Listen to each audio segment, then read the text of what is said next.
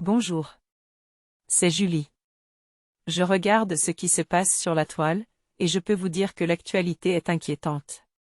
Je suis contente de vous annoncer que toute l'équipe a approuvé la préparation d'une série de vidéos pour vous aider à bien vous positionner par rapport à toute cette propagande qui se fait actuellement sur le web, et qui peut avoir un impact sur votre mental, si vous ne faites pas attention. Dans cette vidéo, nous allons vous parler des extraterrestres, parce que c'est le sujet dont tout le monde parle, suite à des phénomènes aérospatiaux non identifiés, qu'on a observés dans plusieurs pays, en particulier, aux États-Unis. Pour commencer, que dit la Bible sur les extraterrestres? La parole de Dieu nous dit que les extraterrestres existent. En effet, Dieu est le premier et le plus puissant de tous les extraterrestres. Genèse chapitre 48, verset 3. Il a créé un autre extraterrestre, qui s'appelle Jésus. Proverbes chapitre 8, versets 22 à 31. Apocalypse ou Révélation chapitre 3, verset 14.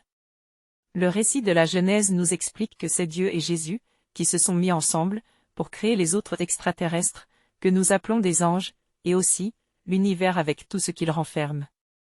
Genèse 1er, verset 1er, et verset 26. Colossiens chapitre 1er, versets 15 à 17.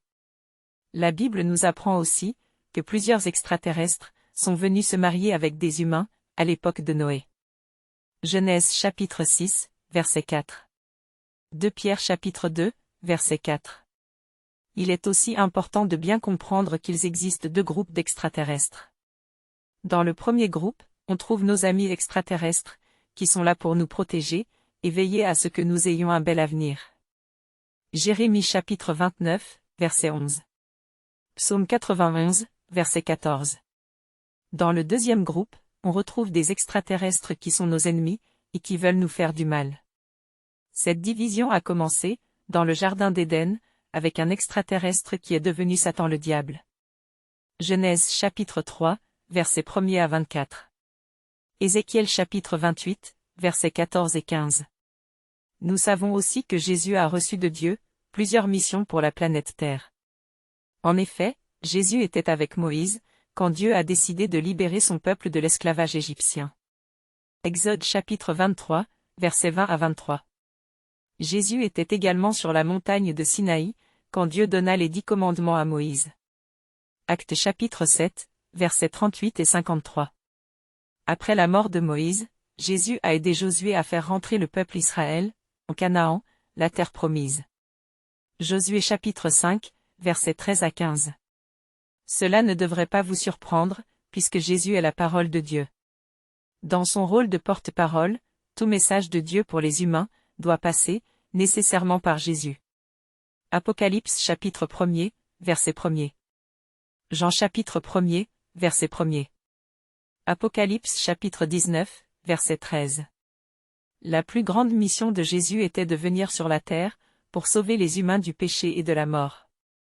Matthieu chapitre 20, verset 28. Dans la prochaine vidéo de cette série, nous vous parlerons des 3 grandes guerres, prédites par nos amis extraterrestres, dans le livre de l'Apocalypse. Mes amis, vous pouvez nous encourager de plusieurs façons. Un j'aime, un pouce en l'air, un abonnement, une activation de la cloche de notification, une mise en favori et un partage de la vidéo, une réaction dans l'espace commentaire, nous ferait un très grand plaisir. En plus des dépenses qu'exige la préparation de nos vidéos, nous avons aussi des projets visant à aider des amis haïtiens, qui ont de très grandes difficultés économiques.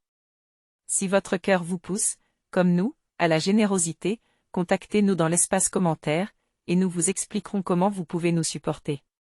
C'était votre amie Julie. Je vous dis à très vite pour la prochaine vidéo.